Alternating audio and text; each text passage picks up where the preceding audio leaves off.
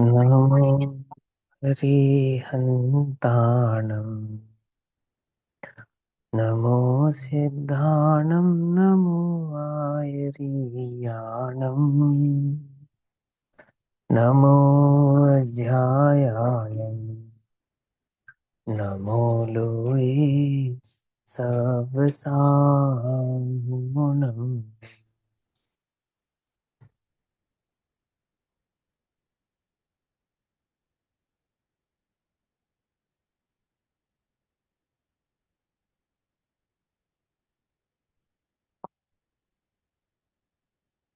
मंगलमय मंगल करण वीतराग विज्ञान नमः ताहि जाति भय अरहंतादि महा करिमंगल करहूँ महा ग्रंथ करने को काम जाते मिले समाज सब पावे निज पद राज इस भव तरु कामोलेक जनऊ मिथ्या भान ताको कर निर्मूल अब करो मोक्ष उपाय।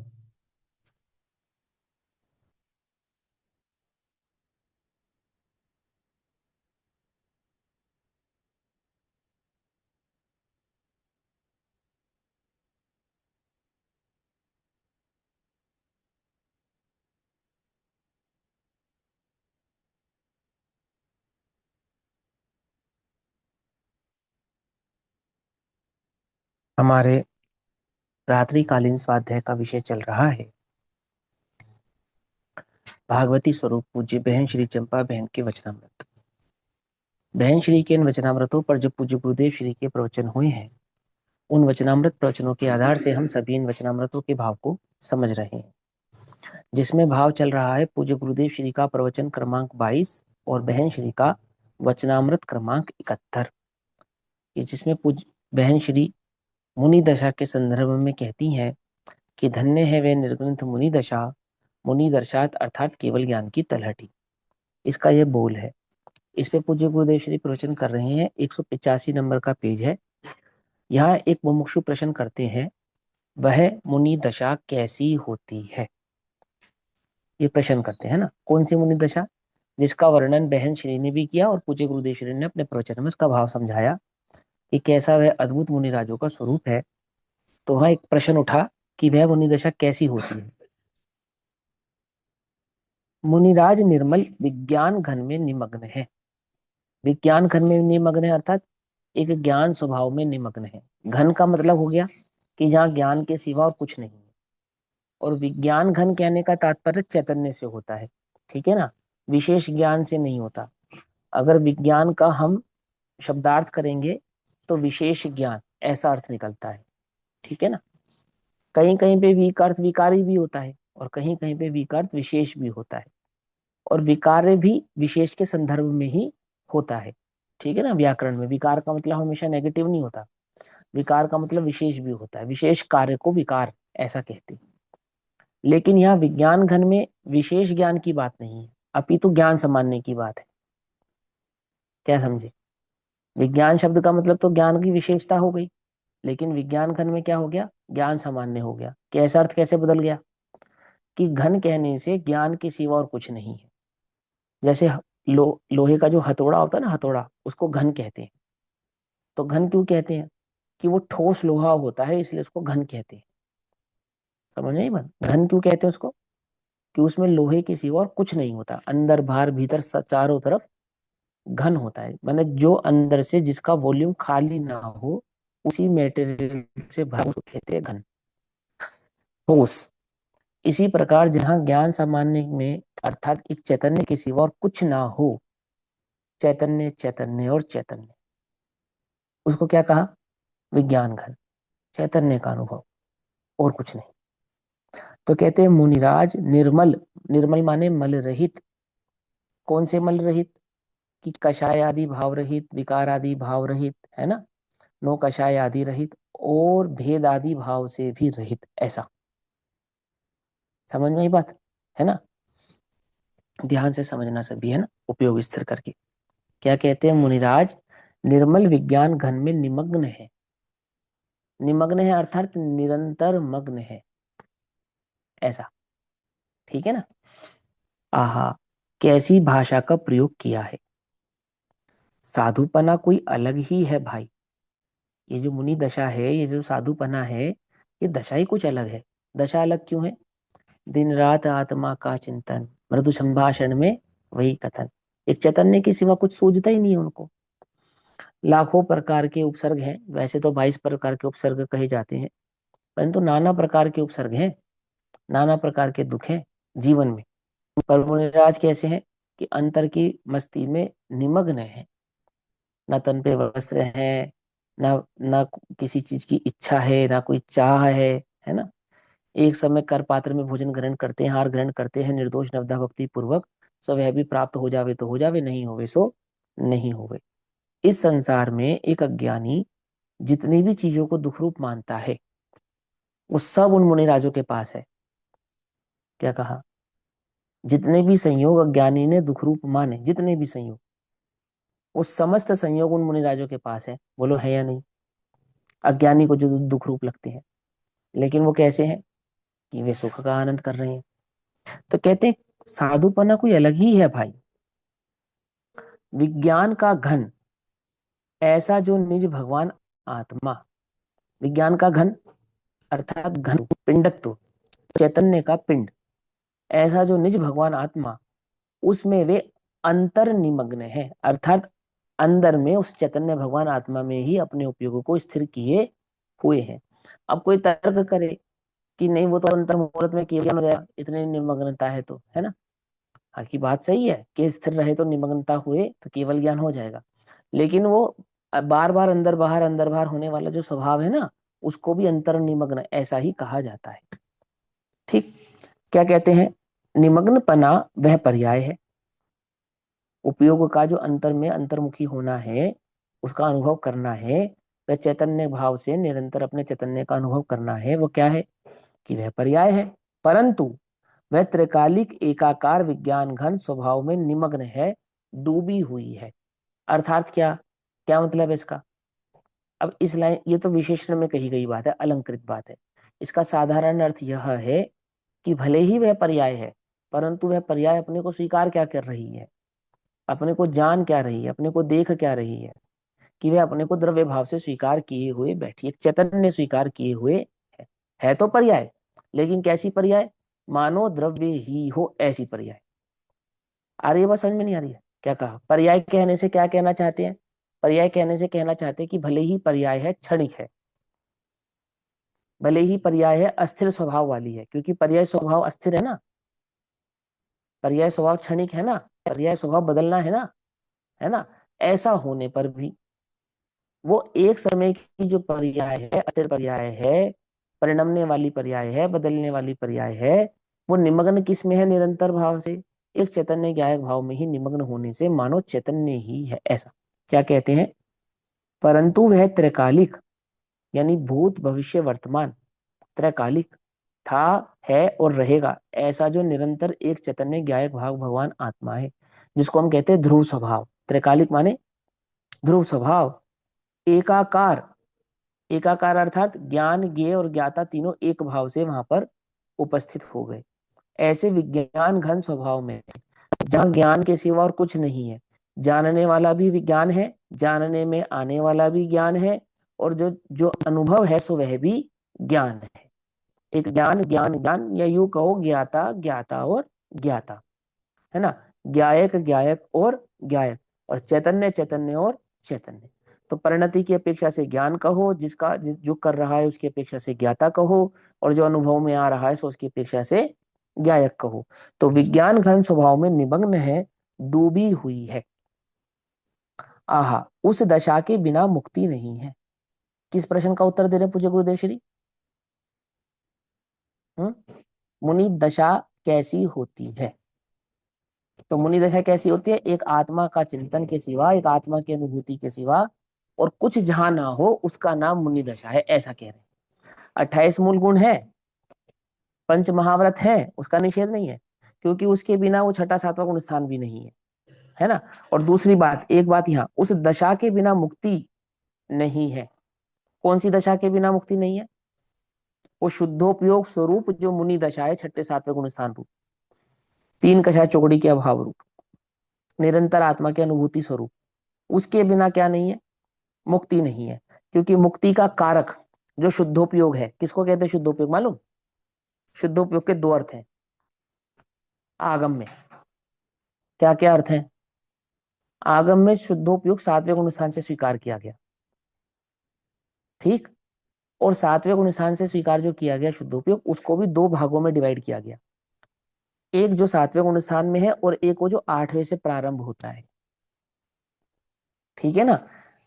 मैं आपको बहुत साधारण साधारण शब्दों में समझा रहा हूँ, वहां पे एक विशेष विशेष भावों से उनके नाम अलग अलग दिए गए हैं, लेकिन नाम उनको शुद्धोपयोग से ही बताया गया है। हालांकि आत्मा की अनुभूति का नाम शुद्धोपयोग ही है, परंतु मोक्ष मार्ग में चौथे और पांचवें गुण स्थान में आगम अनुसार, छल ग्रहण मत करना, है ना, आगम के अनुसार चौथे और पांचवें गुण स्थान के शुद्धोपयोग या आत्मानुभव को इतना कार्यकारी नहीं माना। सातवें गुण स्थान से जो शुद्धोपयोग है उसको कार्यकारी माना। तो क्यों कार्यकारी माना? बोले जो श्रेणी मांडने के गुण स्थान है, वही वास्तव में मोक्ष मार्ग के गुण स्थान है। समझ नहीं बात? हालांकि मोक्ष मार्ग चौथे गुण स्थान से ही प्रारंभ होता है, उसका निषेध नहीं है। सम्यक दर्शन ही मोक्ष महल की प्रथम सीढ़ी है, उसका निषेध नहीं है। लेकिन मार्ग को रत्नत्रय की पूर्णता पे स्वीकार किया जाता है, सम्यक दर्शन, सम्यक ज्ञान और सम्यक चारित्र। तो सूक्ष्मता से विचार करने पर तो चौथे गुण स्थान में तीनों ही होते हैं, लेकिन कषायों की अपेक्षा से यदि विचार किया जाए, प्रमत अप्रमत अवस्था की अपेक्षा से विचार किया जाए, मार्ग की अपेक्षा से, आगम की अपेक्षा से विचार किया जाए, और जिन कषायों के अभाव रूप वो मोक्ष मार्ग स्वीकार किया जाता है, स्वरूपाचरण चारित्र से स्वीकार किया जाए, तो वह मोक्ष मार्ग कहां से प्रारंभ होता है? सातवें गुण स्थान से प्रारंभ होता है। तो यहाँ पे क्या कहते हैं? उस दशा के बिना मुक्ति नहीं है, माना सातवें आठवें गुण स्थान जो कि श्रेणी के गुण स्थान है, वो श्रेणी जब तक मांडे नहीं, श्रेणी के गुण स्थानों में प्रवेश करे नहीं, उसकी भूमिका में प्रवेश करे नहीं, तब तक क्या नहीं है? तब तक क्या नहीं है? तब तक मुक्ति नहीं है। उस दशा के बिना मुक्ति नहीं। मुक्त होने के लिए मुनि तो होना ही पड़ेगा। सम्यक दर्शन हो जावे और मुनि ना हो तो मुक्ति हो जाएगी? बोलो, ऐसी बात है ये। सम्यक दर्शन तो हो जावे और मुनि पना ना हो। अब वो बात भिन्न है कि सम्यक दर्शन हुआ है तो मुनि पना हुए बिना रहेगा नहीं, है ना, क्योंकि अर्थ उत्कला परावर्तन में तो नियम से बनेगा। लेकिन वह कहते हैं कि मुनि ना बने और सिर्फ सम्यक दर्शन हो तो क्या मुक्ति हो जाएगी? नहीं होगी। और मुनि हो जावे और सम्यक दर्शन ना हो तो हो जाएगी? तो भी नहीं होगी। और मुनि पना भी हो और सम्यक दर्शन भी हो तो भी हो जाएगी? कि जरूरी नहीं है तो भी हो जाए। क्योंकि क्या चाहिए? छपक श्रेणी चाहिए, समझे। क्योंकि जिन मुनियों को सम्यक दर्शन भी है और छपक श्रेणी नहीं है, उनको नहीं होती है। नकुल सहदेव को नहीं हुई, क्यों नहीं हुई? मुनि पना भी था, सम्यक दर्शन पना भी था, भावलिंग पना भी था, तो मुक्ति हो गई? नहीं। हाँ, लेकिन जब भी मुक्ति होगी, जब भी मोक्ष होगा, जब भी सिद्ध दशा होगी, तो मुनिपना भी होगा, भावलिंगपना भी होगा, है ना, वो श्रेणी का गुणस्थान भी होगा, तो उनके बिना नहीं होगी। इसलिए क्या कहते हैं कि उस दशा के बिना मुक्ति नहीं है। किस दशा के बिना मुक्ति नहीं है? मुनि दशा के बिना मुक्ति नहीं है, ऐसा कह रहे हैं। तो क्या कहते हैं? सम्यक दर्शन, सम्यक ज्ञान और स्वरूपाचरण चतुर्थ अवस्था में होते हैं, उसका निषेध नहीं है ना, होते हैं। स्वरूपाचरण क्यों कह रहे हैं भैया? स्वरूपाचरण तो छठे सातवें गुण स्थान में होता है। इस स्वरूपाचरण किस अपेक्षा से कहा कि अनंतानुबंधी प्रत्याख्यान, अप्रत्याख्यान और संजुलन, ये चारों ही कषाय चारित्र की घातक मानी गई है ना। और दर्शन मोह वो स्वरूप का घातक यानी सम्यक दर्शन का घातक माना गया है। तो जब सम्यक दर्शन का अभाव, सम्यक दर्शन को प्रकट करने रूप दर्शन मोह का अभाव होता है, उसी क्षण में चारित्र मोहिनी की अनंतानुबंधी का भी अभाव होता है। तो चारित्र मोहिनी की जो अनंतानुबंधी कषाय का अभाव है, उतना वहां पर स्वरूपाचरण चारित्र भी स्वीकार्य है, ठीक। तो वो चतुर्थ गुण स्थान में होते हैं, परंतु इतने से ही संपूर्ण मुक्ति नहीं होती। संपूर्ण मुक्ति किससे होती है? कि संपूर्ण मुक्ति तो मुनि दशा से ही होती है। ऐसा पकड़ में ही बात नहीं पकड़ी? ये इस बात को जोड़ देने के लिए क्या आवश्यकता है, क्यों है? कि देखो, श्वेतांबर मत का ये तर्क है कि सम्यक दर्शन से मुक्ति होती है और आत्मा के आश्रय से मुक्ति होती है और आत्मा की अनुभूति गृहस्थ को भी होती है। तो गृहस्थ की मुक्ति होने में क्या प्रॉब्लम है? हो सकती है। समझ में बात? उनका यही तर्क है। और ये अगर हम अध्यात्म के जोर में ऐसा कहें कि नहीं नहीं वो तो दृष्टि मुक्त है, उसको तो कोई नहीं रोक सकता, तो फिर क्या होता है? इसमें आगम का विरोध खड़ा होता है। ना कि सिर्फ आगम का विरोध खड़ा होता है, अपितु सच्चे देव शास्त्र गुरु का स्वरूप भी विकृत होता है। आती है बात? समझ में नहीं आती? तो वो स्वरूप विकृत नहीं होना चाहिए, इसलिए वहां पर उसको भली प्रकार से स्वीकार किया गया। क्या कहा? कि भले ही चौथे गुण स्थान में स्वरूपाचरण चारित्र होता है, चारित्र नहीं है चौथे गुण स्थान में, ऐसा नहीं कह रहे हम, ऐसा होने पर भी, परंतु इतने से ही संपूर्ण मुक्ति नहीं होती। संपूर्ण मुक्ति किससे होती है? कि वह तो निर्ग्रंथ मुनि दशा प्रकट होने पर ही होती है। और बस ये श्वेतांबर मत और दिगंबर मत में क्या अंतर है? ये अंतर है। अंतर तो और भी है, पर सैद्धांतिक अंतरों में एक अंतर यह है। क्या अंतर है? कि वहां सिर्फ दिगंबर मुनिराजों को ही मुक्ति का कारक माना है, अन्य किसी को नहीं माना है। स्त्री को नहीं माना है, त्रियंचों को नहीं माना है ना, 8 वर्ष से नीचे के बालक को नहीं माना है, और अन्य अन्य अपेक्षा से नपुंसक को नहीं माना है, इस अपेक्षा से नहीं माना है। तो क्या कहते हैं? सम्यक दर्शन और सम्यक ज्ञान पूर्वक प्रचुर स्वयं संवेदन स्वरूप निर्ग्रंथ चारित्र दशा आए, निर्ग्रंथ चारित्र दशा आए, उससे मुक्ति दशा प्राप्त होती है। समझ में ये बात नहीं? समझ में? जब निर्ग्रंथ चारित्र दशा आए तो क्या होता है? उससे मुक्ति दशा प्राप्त होती है। कुछ बात समझ में आ रही है? तो सम्यक दर्शन से मुक्ति प्राप्त नहीं होती, कि सम्यक दर्शन से तो होती है, लेकिन सम्यक दर्शन माने क्या? कि आत्मानुभूति मात्र नहीं, आत्मानुभूति में आत्मा की स्थिरता भी चाहिए। जो अनुभव किया ना अपने चैतन्य भगवान आत्मा का, उस अनुभव किए गए चैतन्य भगवान आत्मा में अपने उपयोग की स्थिरता भी चाहिए। और वो उपयोग की स्थिरता की सूचक, वो सूचना देने वाला क्या है? बाह्य में वह मुनिपना का गुण स्थान ही है। अंतर में आत्मा की स्थिरता हो तो बाहर में मुनिपना हुए बिना रहता नहीं है। और वह मुनिपना ही बाह्य लक्षण जिसको कह रहे हैं हम यहाँ पर, वही वास्तव में मुक्ति दशा का कारक माना गया, बाह्य बाह्य कारण माना गया। लेकिन बाह्य कारण होने पर भी कैसा कारक है? स्ट्रॉन्ग कारण है। स्ट्रॉन्ग क्यों कह रहे हैं? उसके बिना नहीं होगा। देखो वस्त्र है ना, वस्त्र, ये मुक्ति रोक लेंगे? बोलो कि हाँ रोक लेंगे। लेकिन कैसे नहीं रोक पाएंगे? कि निर्ग्रंथ पना हो और बाहर से कोई कपड़ा पहना देवे तो नहीं रोक पाएंगे, तो वो वस्त्र कुछ नहीं कर पाएंगे। लेकिन वस्त्र का विकल्प हो और सम्यक दृष्टि हो तो मुक्ति होगी नहीं। देखो ऐसी बात है ये जो समझना ध्यान से है ना, ये कट्टरपंथ नहीं, इसको कट्टरवादिता नहीं समझना, इसको एक सैद्धांतिक बात की तरीके से समझना है ना। ये जो बात है ना कि सवस्त्र और निर्वस्त्र, ये कोई ये कोई ऐसे ही कोई बात है, ऐसा नहीं है। इसके पीछे एक सैद्धांतिक बात है, पूरा मत है। जैन दर्शन का बहुत बड़ा सिद्धांत खड़ा होता है। अग्रहित और ग्रहित मिथ्यात है ये। समझ में आती? बात नहीं समझ में आती? वो बुद्धि की प्राण मुक्ता और वो जो ग्रहित मिथ्यात्वादी का पोषण है ये, जो हमारे चित्त में बैठा है। समझ में आती? बात नहीं समझ में आती है? जैसे मिथ्यात्व होता है, तो मिथ्यात्व के अंतरंग और बहिरंग दोनों ही प्रकार के लक्षण भी होते हैं। समझना ध्यान से। जैसे सम्यक दर्शन के अंतरंग और बहिरंग लक्षण है ना, चारित्र के अंतरंग और बहिरंग लक्षण है ना। मुनिपना क्या है? अंतरंग लक्षण तो तीन कषाय चौकड़ी का अभाव है, और बाहिरंग लक्षण क्या है? कि बाहर में मुनि दशा है, एक लक्षण है ना, है नहीं है? तो निर्ग्रंथ सच्चे देव का, सच्चे शास्त्र का और सच्चे गुरु का, इनका अंतरंग लक्षण भी है और साथ में बाह्य लक्षण भी है। ऐसे सम्यक दर्शन का अंतरंग लक्षण भी है और बाह्य लक्षण भी है। पकड़ में ही बात नहीं? पकड़ में? है ना।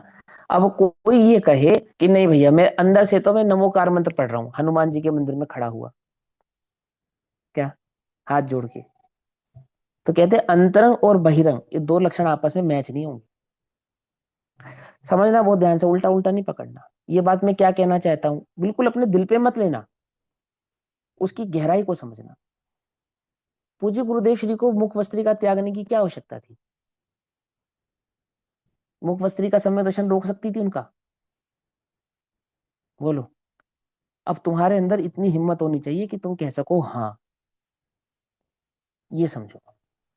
तुम्हें ये इतनी भी हिम्मत नहीं है कि नहीं, मुख वस्त्री का सम्यक दर्शन नहीं रोक सकती, तो तुम ग्रहित मिथ्या दृष्टि हो। अग्रहित की तो बात ही छोड़ो, भी तुम्हारा छोटा नहीं छोटा, ग्रहित मिथ्या दृष्टि हो। क्योंकि वो बाह्य लक्षण चिन्ह है किसका? ग्रहित मिथ्यात्व का। ये समझना पड़ेगा कि नहीं नहीं वो चलमला गाड़ दोष है, चलमला गाड़ दोष नहीं है। क्या दिक्कत है? देखो, पूज्य गुरुदेव श्री को सीधा सीधा ऑफर था। क्या ऑफर था? आपको दिगंबर ग्रंथ पढ़ने हैं, आप पढ़ो। आपको दिगंबर मान्यता रखनी है, आप वो भी मान्यता रखो। कोई आपको परेशान नहीं करेगा, कोई आपको कुछ नहीं करेगा, आप अपनी साधना करो ना आराम से। हम कहाँ आपको रोक टोक रहे हैं। जो आपको ठीक लगे वो करो। आपका मन करता है प्रवचन करने का, आप करो। नहीं मन करता है, मत करो। तुम्हें अपना मोक्ष मार्ग साधना है ना, साधो। तुम्हें दिगंबर मुनि दीक्षा लेनी है क्या? कि लेना तो चाहता हूं पर अभी नहीं लेनी, लेने की जितनी सामर्थ्य नहीं है, तो ठीक है ना। ठीक है, तुम्हें जो साधना करनी है उपाश्रय में रहकर कर लो आराम से, कौन तुम्हें रोक टोक रहा है? कोई नहीं रोक टोक रहा। तो ये मुख वस्त्रिका मत त्यागो। क्या? चलो तुम्हें मुख वस्त्रिका भी त्यागनी है, तो गृहस्थ हो जाओ, अपने घर जाओ, श्वेतांबर मत में रहो, दिगंबर मत में मत जाओ, अपने को दिगंबर हूं ऐसी घोषणा मत करो। क्या दिक्कत है बताओ? तुम अपने को दिगंबर हूं ऐसी घोषणा नहीं करोगे तो तुम्हारा समय दर्शन रुक जाएगा क्या? कोई रोक लेगा क्या? तुम्हारा मोक्ष मार्ग कोई रोक लेगा क्या? वो तो आत्मा के आश्रय से होना है। और अगर तुम्हें पूज्यता चाहिए तो यहाँ क्या लोगों की कमी है? फैन फॉलोइंग चाहिए तो यहाँ क्या लोगों की कमी है? बोलो। लेकिन वो ऐसा क्या पक्ष है अंतर में, वो ऐसी क्या बात है अंतर में कि उन्होंने त्यागा, और बकायदा घोषणा पूर्वक त्यागा? ऐसा क्या है? कुछ समझ में आती है बात? नहीं समझ में आती है? अंदर में वो पक्ष नहीं है। किसका? ग्रहित मिथ्यात्व का पक्ष नहीं चाहिए, बाह्य चिन्ह भी नहीं चाहिए, मिथ्यात्व का बीज भी बैरी है। अब ये बात हमको विशेष क्यों नहीं लगती? क्योंकि हम जन्म से दिगंबर हैं, इसलिए हमें वो बात ऐसी सरल लगती है। ठीक है ना। लेकिन अगर हम जन्म से दिगंबर नहीं होते तो हमारे लिए कितना बड़ा द्वंद है ये आप समझ नहीं सकते। आज अपने को ये बात समझ में आए कि दिगंबर मत झूठा है और श्वेतांबर में सच्चा है, मान के चलो ऐसा लगे, तो कितना मुश्किल, कितना भारी पड़े कि वो दिगंबर मत त्यागे और श्वेतांबर मत ग्रहण करे। और वो भी कब? जब हजारों लाखों लोग तुम्हारी फैन फॉलोइंग हो, लोगों के तुम गुरु हो, लोग तुम्हें पूजते हो, पैर पकड़ते हो तुम्हारे, तब। अकेले हो, कोई ना जानता हो तो भी सरल है, और तुम्हारे शिष्य हो इतने, और लोग तुम्हें पूजते हो गुरु की तरह, तब कितना मुश्किल है सोचो। यहाँ तो कोई तुम्हें जानता नहीं है, तो पक्ष छोड़ना मुश्किल पड़ता है, भारी पड़ता है, मालूम। तब इतना कठिन लगता है अंदर में कि नहीं ये वो, क्या फर्क पड़ता है? अरे भाई, तू समझ, ये मोक्ष मार्ग है ना जो आत्मा के आश्रय से होता है, जहां जहां आत्मा अपने को शरीर भी स्वीकार नहीं करती, वहां निर्ग्रंथ पना हुए बिना मुक्ति होती नहीं है। तो नगन कौन होती है, आत्मा या देह? तो देखो, देह मुक्ति का कारक हुई ना, कि देह मुक्ति का कारक नहीं है। देह के कारण मुक्ति नहीं होती है, देह दृष्टि त्यागने से मुक्ति होती है। तो क्या फर्क पड़ता है देह वस्त्र पहने या नहीं पहने की? फर्क पड़ता है अंतर की कषाय, अंतर की कषाय की सूचना है वो। अंदर में कषाय ना हो और बाहर प्रवृत्ति हो, ऐसा होता नहीं है। छदमस्त की जो स्थिति है, छदमस्त की जो प्रवृत्ति है वो उपयोग बिना के नहीं होती, और उपयोग में जैसे जैसे कषाय घटती है वैसे वैसे वो बाह्य लक्षण प्रकट होता है। और वो बाह्य लक्षण बाह्य होने पर भी, मात्र निमित्त होने पर भी, उपादान कारक नहीं होने पर भी मोक्ष मार्ग का एक मौलिक सिद्धांत है। कितना मौलिक सिद्धांत है? कि इतना मौलिक सिद्धांत है कि संपूर्ण मुक्ति नहीं होती। किससे? परंतु इतने से ही संपूर्ण मुक्ति नहीं होती। कितने से? कि तुम्हें सम्यक दर्शन हो जावे तो तुम्हारी मुक्ति हो जाएगी, इतने से संपूर्ण मुक्ति नहीं होती। ये संपूर्ण शब्द कहने का क्या तात्पर्य है? कि तुम दृष्टि मुक्त तो कहलाओगे, सृष्टि मुक्त नहीं कहलाओगे। समझे? वो सिद्धत्व भाव तुम्हें प्राप्त करना है तो वो निर्गंतपना के बिना होने वाला नहीं। ये बात थोड़ी समझ में आनी चाहिए अंतर में, क्योंकि अपने अंदर में तो कहीं ना कोई पक्ष बैठा है। अगर हम उस पर विचार ना करें तो वो अंदर से निकलेगा नहीं। सम्यक दर्शन और सम्यक ज्ञान पूर्वक, सम्यक दर्शन और सम्यक ज्ञान पूर्वक प्रचुर स्व संवेदन स्वरूप निर्ग्रंथ चारित्र दशा आए बिना आए उससे मुक्ति दशा प्राप्त होती है। और चारित्र दशा आए तो उससे मुक्ति दशा प्राप्त होती है। कौन सी दशा? बाहरी अंतर में तीन कषाय चौकड़ी के अभाव रूप। लेकिन वो बाह्य निर्ग्रंथपना क्या है? कि अंतर की तीन कषाय चौकड़ी के अभाव रूप का बाह्य लक्षण है। समझे? ऐसा बाहर में वेश धारण कर ले, नगनता ले ले और पंच महाव्रत आदि का पालन करे, वह कोई मुनि दशा नहीं है। लेकिन अंदर में तीन कषाय चौकड़ी का अभाव हो तो वो सब हुए बिना रहता नहीं।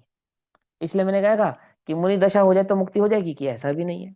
पर मुनि दशा ना हो तो मुक्ति हो जाएगी, कि ऐसा भी नहीं है ना? आगे क्या कहते हैं? प्रतिबंध रहित सहज दशा होती है। प्रतिबंध रहित अर्थात आपको ऐसा करना ही पड़ेगा, किसी से बंधना ही पड़ेगा। अपने 28 मूल गुणों में तो स्वतंत्र होते हैं। स्वतंत्र होते हैं मतलब पाले नहीं पाले, ऐसा नहीं, ऐसा नहीं। देखो, हम स्वतंत्र देश के नागरिक हैं या नहीं है? भारत के स्वतंत्र देश के नागरिक हैं या नहीं है? कि देश भी स्वतंत्र है और हम भी स्वतंत्र हैं। बोलो भैया, स्वतंत्र है या परतंत्र है? मानते हो? मानते हो कि भैया हम तो, देश भी स्वतंत्र है और हम भी स्वतंत्र हैं, लेकिन देश के कानून के अंतर्गत। जो लॉ एंड ऑर्डर है अनफॉलो करते हैं, उसके बाहर जाते हैं तो, अगर आप लॉ एंड ऑर्डर को फॉलो नहीं करते हैं और लॉ एंड ऑर्डर के बाहर जाते हैं तो स्वतंत्र कहलाएंगे? हम्म? तब स्वतंत्र नहीं कहलाएंगे। तब क्या हो जाएगा?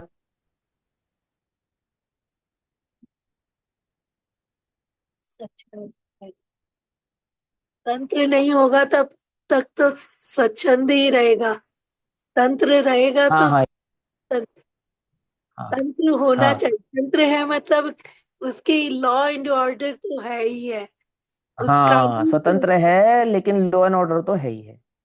तो लॉ एंड ऑर्डर के अंतर्गत स्वतंत्र है। के ऐसे ही वो 28 मूल गुणों का पालन करने वाले है तो स्वतंत्र, प्रतिबंध नहीं है कोई, है ना? लेकिन निर्दोष प्रतिबंधता है उनकी। निर्दोष प्रतिबंधता कैसी है? कि 28 मूल गुणों का निर्दोष निरतिचार पालन है और प्रतिबंध कुछ नहीं है। तो कैसा प्रतिबंध नहीं है? कि वो शिष्यों को पढ़ाना ही पड़ेगा, प्रवचन देना ही पड़ेगा, उपदेश देना ही पड़ेगा। देखो, एक बात सोचना ध्यान से, उपदेश देना ये किसका कार्य है? वास्तव में तो तीर्थंकर भगवान का है। वास्तव में तो, एक्चुअल में तो, है ना? दूसरे नंबर पे गणधर आते हैं, आचार्य आते हैं, उपाध्याय आते हैं, फिर साधु आते हैं।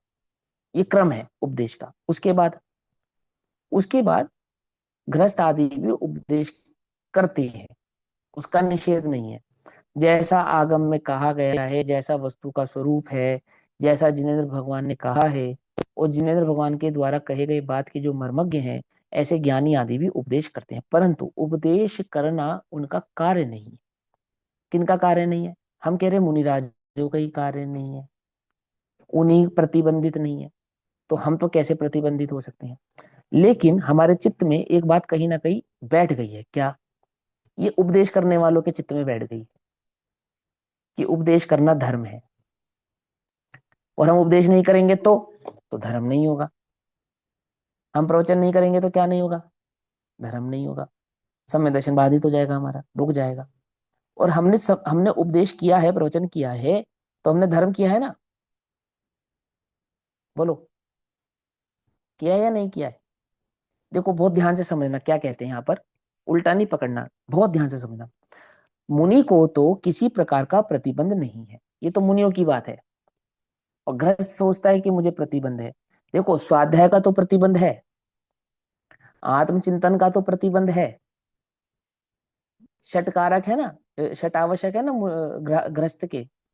तो देव दर्शन, गुरु उपासना, स्वाध्याय, संयम, तप और दान, षटकर्माणी देने देने।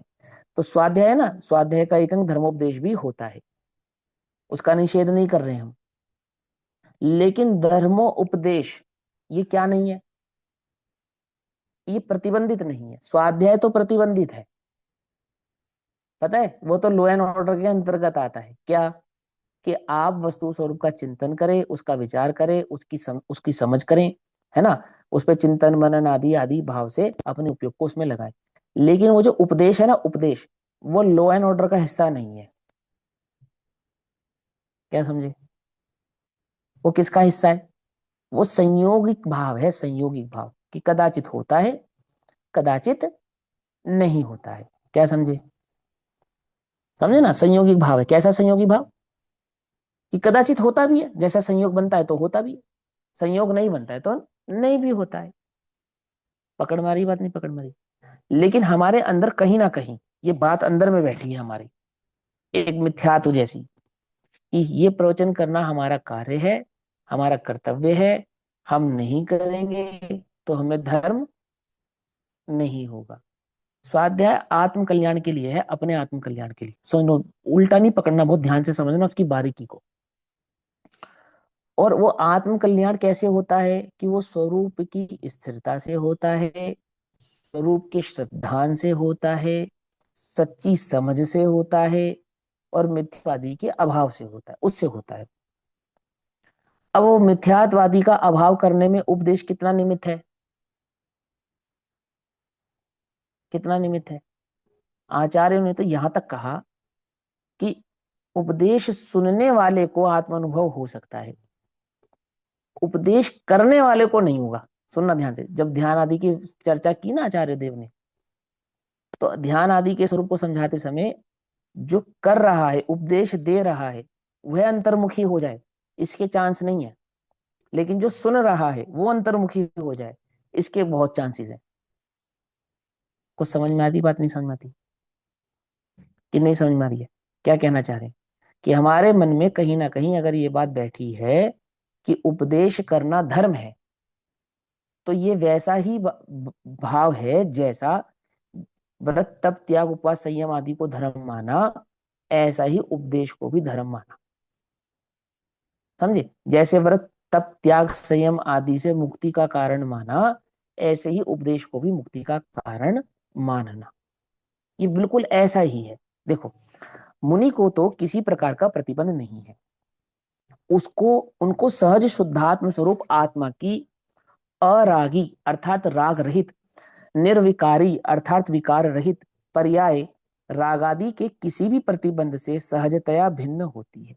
माने जितने भी राग के कार्य है ना, वो राग के कार्य रूप उनको कोई प्रतिबंधता नहीं है। कौन कौन से होते राग के कार्य, हम्म, पांच इंद्रिय के विषय कषाय, उनकी बात नहीं है यहाँ पे। क्या कहा, तो किन की बात है, कौन से राग के कार्य, कि देव दर्शन, उपासना, है ना, और क्या नाम है, भक्ति, ये सब आपको करना ही पड़ेगा। ये राग के जो कार्य, जिसको शुभाचरण कहते हैं, शुभाचरण, तो वो शुभाचरण रूप राग कार्य उन्हें कर पड़ेंगे, ऐसा प्रतिबंध नहीं है। तो कौन कौन से प्रतिबंध स्वीकार करें, देखो जैसे मैं बताएंगे। पर्याय में अस्थिरता का अल्प राग है, जो छठा गुण स्थान आदि है, पर्याय की अस्थिरता का अल्प राग होता है। मुनिराजों के संजलन कषाय का तीव्र उदय होता है, और उस तीव्र उदय में क्या होता है, धर्मोपदेश भी होता है, ग्रंथ आदि की रचना भी होती है, भगवान आदि की भक्ति भी होती है। परंतु उसका क्या नहीं है, उसका प्रतिबंध नहीं है। गृहस्थ के साथ कैसा है, देव दर्शन का प्रतिबंध है, क्या कहा, प्रतिबंध है। लेकिन मुनिराजों के साथ कैसा है, कि उसका प्रतिबंध नहीं है। फिर क्या कहते हैं, परंतु बाहर के किसी भी प्रतिबंध में नहीं रुकते। जैसे उनको स्वाभाविक आनंद, स्वाभाविक शांति, चारित्र वीतरागता आदि सहज दशा हो गई होती है। सर्वज्ञ के पथ पर चलने वाले, अल्पकाल में सर्वज्ञ दशा प्राप्त करने वाले, ऐसे उन मुनियों की सहज दशा केवल ज्ञान की तलहटी है। तलहटी में नीचे खड़े हैं, लेकिन पर्वत पे चढ़ना है ना, तो पर्वत पे चढ़ने के लिए नीचे वाले मार्ग पे खड़े हैं, लेकिन चढ़ने के लिए खड़े हैं, रुकने के लिए नहीं खड़े हैं, अटकने के लिए नहीं खड़े हैं, आगे बढ़ने के लिए खड़े हैं। यात्रा में पहाड़ पर चढ़ने के लिए पहले तलहटी में जाते हैं ना, आहा वह मुनिपना प्रतिबंध रहित सहज दशा है। आगे क्या कहते हैं, शिष्य को बोध देने का अथवा ऐसा कोई भी प्रतिबंध नहीं होता, कि उपदेश देना ही पड़ेगा ऐसा कोई प्रतिबंध नहीं होता। उपदेश करते हैं उसका निषेध नहीं है, ग्रंथ आदि की रचना करते हैं उसका उसका निषेध नहीं है ना। दोष आदि लगने पर प्रतिक्रमण भी करते हैं, आलोचना भी करते हैं, उसका निषेध नहीं है, लेकिन उसका प्रतिबंध नहीं है। कहने का तात्पर्य क्या है, कि वह कार्य करने के लिए शुद्धोपयोग से बाहर आना पड़ेगा, ऐसा नहीं है, ऐसा नहीं। क्योंकि वहां तो तलहटी में खड़े तो हैं पर चढ़ने के लिए खड़े हैं, और यदि चढ़ रहे हैं तो फिर वापस तलहटी में आने का प्रतिबंध नहीं, ऐसा। तो कहते हैं, क्या कहते हैं, आपको 1 घंटे तक व्याख्यान देना होगा, है ना, पाठशाला का इतना ध्यान रखना होगा। इसका प्रतिबंध ग्रस्त को हो सकता है, एक बार को क्यों हो सकता है, यदि उसने उस ड्यूटी को अपनाया है ग्रस्त अवस्था में, तब। पकड़ में ही बात, माने किसी ने अपने जीवन को इस कार्य के लिए समर्पित किया कि मैं पाठशाला या धार्मिक शिक्षा आदि कराऊंगा, उसकी अपेक्षा से, है ना, उस अपेक्षा से। लेकिन सुनो, वो भी धर्म नहीं है, वो भी धर्म नहीं है, वो गृहस्थ जीवन का एक कर्तव्य भर है। कैसा कर्तव्य, कैसा कर्तव्य वो, आप उसको किसी भी अपेक्षा से समझना, लेकिन वो धर्म नहीं है। जैसे व्रत तप त्याग उपास संयम, ये धर्म नहीं है। देव दर्शन देव पूजा, ये धर्म नहीं है। ऐसे धर्मोपदेश, यह भी धर्म नहीं है। ये बात क्या है, कि हमें ऐसा लगता है, कैसा लगता है, कि देव दर्शन से तो समय दर्शन होता नहीं, उपवास से, व्रत से, संयम से, त्याग से तो समय दर्शन होता नहीं, लेकिन ये धर्मोपदेश से होता है। क्या लगता है, ये धर्मोपदेश से होता है, ये धर्म, धर्म का उपदेश, ये धर्म का कारक है। वास्तव में तो वो भी धर्म का कारक नहीं है, बिल्कुल उसी उसी की कैटेगरी का है वो भी। किसकी कैटेगरी का, जिस कैटेगरी का संयम तप त्याग आकिंचन आदि भाव है, वो सब उसी कैटेगरी के हैं ये। वास्तव में तो अपने उपयोग की, अपने स्वभाव में स्थिरता हो, वो है धर्म। समझ में ही बात नहीं, समझ में। और बाकी सब शुभ भाव है, शुभ राग है, इससे अधिक कुछ नहीं है। देखो यहाँ क्या कहते हैं, 1 घंटा व्याख्यान देना होगा, अथवा पाठशाला का इतना ध्यान रखना होगा। आपके नाम की पाठशाला चल रही है, इसके लिए इतना दान दिलवाना होगा, ऐसा कोई प्रतिबंध मुनि को नहीं होता। मंदिर बनवाना होगा आपको, अब 1 महीने में पहुंचना है फटाफट आपको, क्यों, क्यों, क्यों पंचकल्याण कौन कराएगा, आप ही तो कराएंगे। तो फिर वो दौड़ लगा रहे हैं बिहार में, ना समय की चिंता है ना किसी चीज की चिंता है, वो 1 महीने में पहुंचना है, 200 किलोमीटर 250 किलोमीटर पहुंचना। बात समझे ने। तो ये क्या हो गया, प्रतिबंध हो गया, समय का प्रतिबंध हो गया। क्या समय का प्रतिबंध हो गया, कि इतने दिन में इतनी जगह पहुंचना ही है, आमुक व्यक्ति को हमने नाम दिया है, आमुक व्यक्ति, आमुक पत्रिका में हमारा नाम छपा ही है, ये कार्य अब हम ही कराएंगे, कोई अन्य करा सकता नहीं है। पूज्य गुरुदेव श्री ने तो बस पाठशाला तक की बात कही है, विस्तार तो उसका बड़ा लंबा चौड़ा है। क्या नहीं है, मुनिराजों को ऐसा कोई प्रतिबंध नहीं।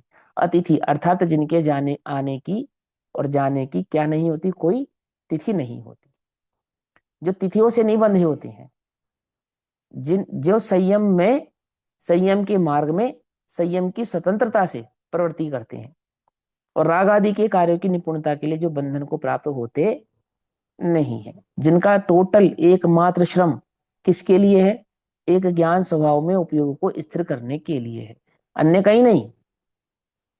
समझे नहीं समझे, ऐसा, ऐसे वो प्रतिबंधित बंधित कार्यों से बंधे हुए होते नहीं है। प्रश्न, भगवान के दर्शन करने जाते हैं मुनिराज, हम्म, कि योग बनता है तो चले भी जाते हैं, नहीं बनता है तो नहीं जाते हैं, ऐसा। दो बातें ना, हाँ जाते हैं, परंतु जाना ही चाहिए, ऐसा प्रतिबंध नहीं है। ठीक है ना। जाते हैं उसका निषेध नहीं है, जाना ही चाहिए ऐसा कोई प्रतिबंध नहीं है। योग बनता है तो चले जाते हैं, नहीं योग बनता है तो नहीं जाते। ठीक।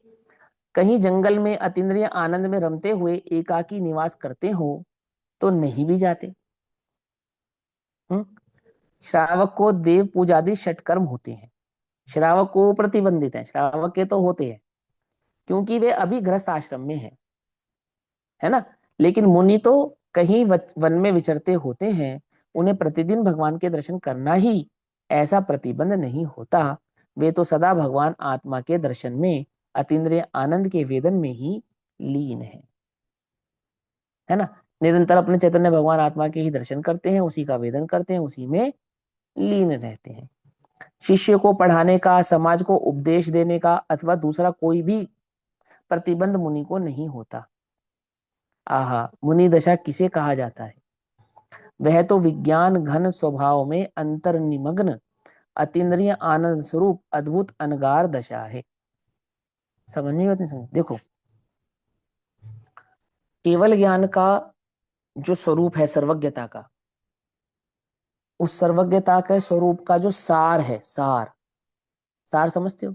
जैसे दूध का सार है घी, शरीर का सार है वीर्य, है ना। ऐसे ही वो संपूर्ण सर्वज्ञता का सार है कर्मबद्ध पर्याय। समझ में बात? और वो कर्मबद्ध पर्याय की स्वीकृति अंतर चित्त में रखने वाले जो मुनिराज है ना, उन्हें ये विकल्प नहीं है कि मैं जगत को सुधार दूं। क्यों? क्योंकि होता जगत स्वयं परिणाम, मैं जग का करता क्या काम। ऐसी अंतर में उन्हें वीतरागता प्रकट हुई है। अब ये बात सहजता से समझ में आने वाली नहीं है। कौन समझता है? दुर्लभ है संसार में एक यथार्थ ज्ञान। दुर्लभ जीवी समझते हैं इस सच्ची बात को, इस यथार्थ ज्ञान को। क्या? जिन्हें एक भी पर्याय बदलने का अंतरंग में विकल्प नहीं है। किसकी? अपनी तो छोड़ो, है इस जगत में भी किसी की, कि मैं अमुक को सुखी कर दूं, ऐसा भी जिन्हें विकल्प नहीं है। क्या कहा? समझ में आई बात? मैं अमुक को सुखी कर दूं, ऐसा भी विकल्प नहीं है। जगत का कल्याण हो जावे, ऐसा तो विकल्प है ना। इसे कहते हैं राग की तीव्रता। ऐसा विकल्प होता है तो क्या कहलाता है? राग की तीव्रता कहलाता है। और इस विकल्प के बदले में वो क्या करते हैं? प्रतिक्रमण करते हैं। क्या कहते हैं? उपयोग को क्या कहते हैं? मेरी परिणति क्या हो गई है? मैली हो गई है। अब सुनो, आगे की सुनो। तो उस राग की पूर्ति कैसे करते हैं कि सारे जगत का कल्याण हो? वो राग तीव्र होता है ना, तो उस राग की तीव्रता में उसकी पूर्ति करने का विकल्प भी उत्पन्न होता होगा। तो उसके राग की तीव्रता की पूर्ति कैसे करते हैं? कि ग्रंथ आदि का लेखन करके, तत्वादि का उपदेश करके, बस। क्या? कि तुम दुखी हो, मैं तुम्हारे दुख का दूर करने का उपाय बतलाता हूँ। क्या उपाय है? ये आमुक मंत्र पढ़ लेना, तुम्हारा घर गृहस्थी बच्चा आदि सब सुखी हो जाएंगे। ऐसा नहीं, ये तो मिथ्या दृष्टि है। समझो, ऐसा नहीं। तो फिर कैसा? कि भैया एक वास्तव में तत्वार्थ श्रद्धानम सम्यक दर्शन, और सम्यक दर्शन ही मोक्ष का, वास्तव में सम्यक दर्शन ज्ञान चारित्री मोक्ष का मार्ग है। और उस मोक्ष के मार्ग को स्वीकार किए बिना तो सुखी नहीं हो सकता। ये ऐसे धर्म उपदेश का भाव। बुद्धि तीव्र होती है, तीक्ष्ण होती है, तो ग्रंथ आदि का लेखन करते हैं, है ना। योग संयोग बनता है तो उपदेश आदि करते हैं। अन्यथा क्या करते हैं? कि एकमात्र शुद्धोपयोग में अपने उपयोग को स्थिर करने के सिवा और कुछ नहीं करते। इतना श्रम भी क्यों करते हैं ये उपदेश आदि का? कि राग की पूर्ति के विकल्प के लिए? कि नहीं, वो जो तीव्र राग है ना उसे मिटाने के लिए। क्या कहा? ये जगत का कल्याण हो जावे, ये जगत का भोला जीव अपने मार्ग को प्रशस्त कर ले, ये जो अंदर में विकल्प आया ना राग की तीव्रता से, इस राग की तीव्रता का अभाव करने के लिए क्या करते हैं? या तो तत्व चिंतन करते हैं, तत्व अभ्यास करते हैं, तत्व का लेखन करते हैं। और क्या कहते हैं? कि हम तो एक शुद्धोपयोग के लिए ही इस ग्रंथ का लेखन करते हैं। ये ग्रंथ के लेखन का फल क्या चाहिए मुझे? कि सारे जगत का कल्याण हो जावे? नहीं नहीं नहीं, ये नहीं चाहिए। मेरी परिणति जो मैली हो रही है, ये वापस से शुद्ध उपयोग अपने आत्मा में स्थिर हो जावे, ये चाहिए। क्या? ये ग्रंथ सारी दुनिया पढ़े, छपे, सब लोगों को मिले, जन जन तक पहुंचे, ऐसा कोई विकल्प नहीं है। है क्यों? कि जिसके भाग्य में होगा वो उसे प्राप्त हो ही जाएगा। एक भी पर्याय के कर्ता हम नहीं। विकल्प तीव्र था तो हमने लिखा तो सही, लेकिन ये इस लिखने का फल क्या चाहिए हमें? कि लिखने का फल भी उपयोग की स्थिरता के सिवा और कुछ नहीं चाहिए। ऐसा। तो क्या कहते हैं? हाँ, जाते हैं वो मुनि शिष्य को पढ़ाने आदि। क्या आनंद अद्भुत अनगार दशा है। उन्हें पंच महाव्रत आदि के विकल्प होते हैं। संयम के हेतु शरीर मात्र परिग्रह होता है, बाकी तो बहुत सा विभाव छूट गया है। बाहर में भी वस्त्र पात्र रहित निर्ग्रंथ दशा है। ऐसे मुनिराज को कोई भी कार्यभार लेने का बंधन नहीं होता। क्या कहा? ऐसे मुनिराज को कोई भी कार्यभार लेने का क्या नहीं है? बंधन नहीं है। बंधन है कोई कार्यभार का भी लेती है। अब नाना प्रकार के कार्यभार है कि बड़ी लंबी चौड़ी लिस्ट है, समझना। बाकी चर्चा हम कल के समय। तब तक के लिए सभी को जय जय, ओम नमः सिद्धेभ्यः।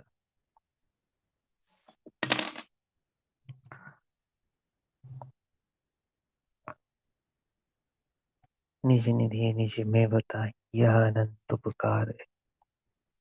उसके लिए जिनवाणी माँ को वंदना शत बार। नमो रिहंताणम नमो।